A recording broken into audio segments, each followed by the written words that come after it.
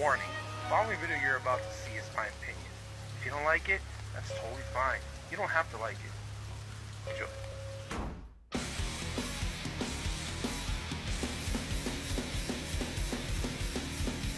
Are we live? Are we going live? We're live.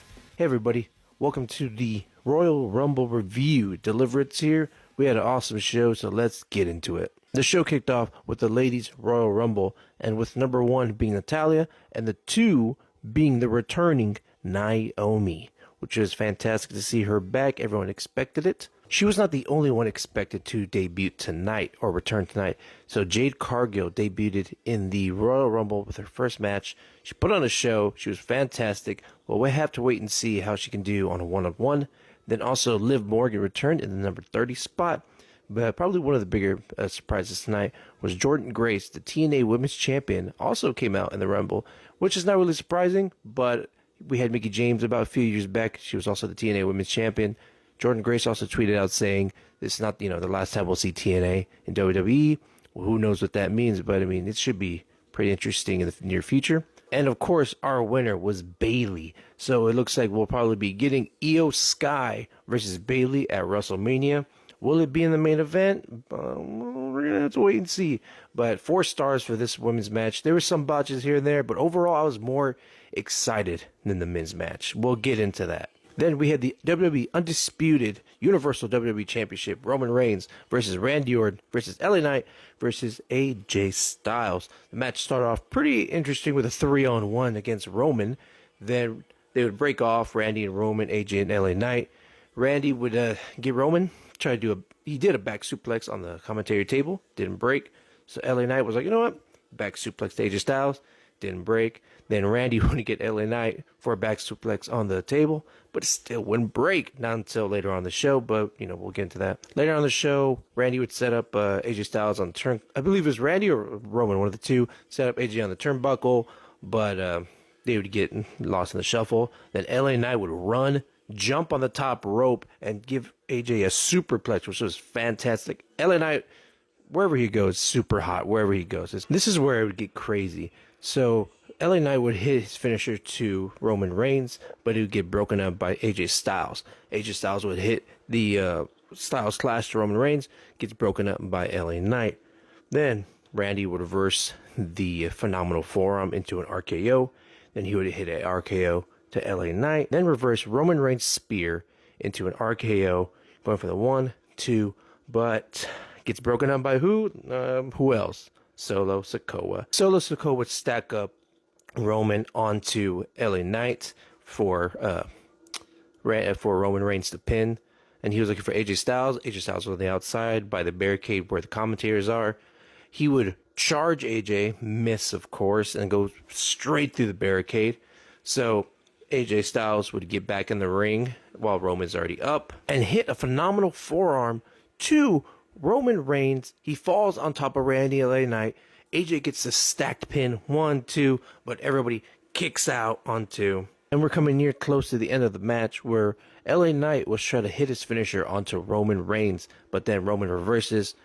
But little did LA Knight know, AJ Styles tried to set up for the phenomenal forearm. Roman noticed, pushes LA Knight into knocking him off, hits a Superman punch to LA Knight, and the knocked out AJ Styles gets a spear from Roman Reigns for the win. This is a 3-star. It's a good match. Next up was Kevin Owens versus Logan Paul for the United States Championship.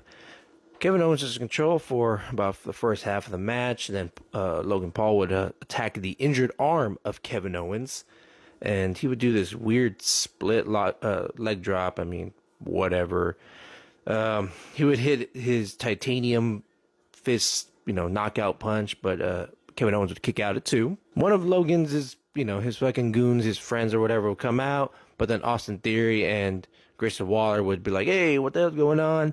They would give Logan Paul the brass knuckles, Austin Theory to Logan Paul, and Kevin Owens would steal said brass knuckles, knock out Logan Paul for the 1, 2, but then the ref noticed the brass knuckles on Kevin Owens' fist and DQ'd him. Kevin Owens would go on a rampage after the match, putting Logan Paul to the announcement table. This was a good match. It was really fun.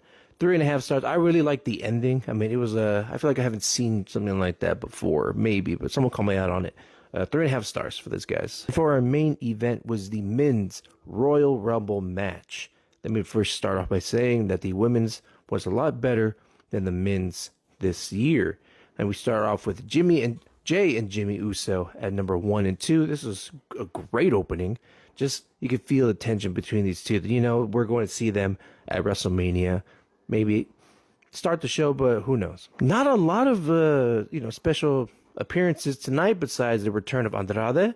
And we had the return of Sami Zayn in the number 30 spot. And of course, in my opinion, I feel like the only reason why we had Pat McAfee was because of Brock Lesnar was supposed to be there.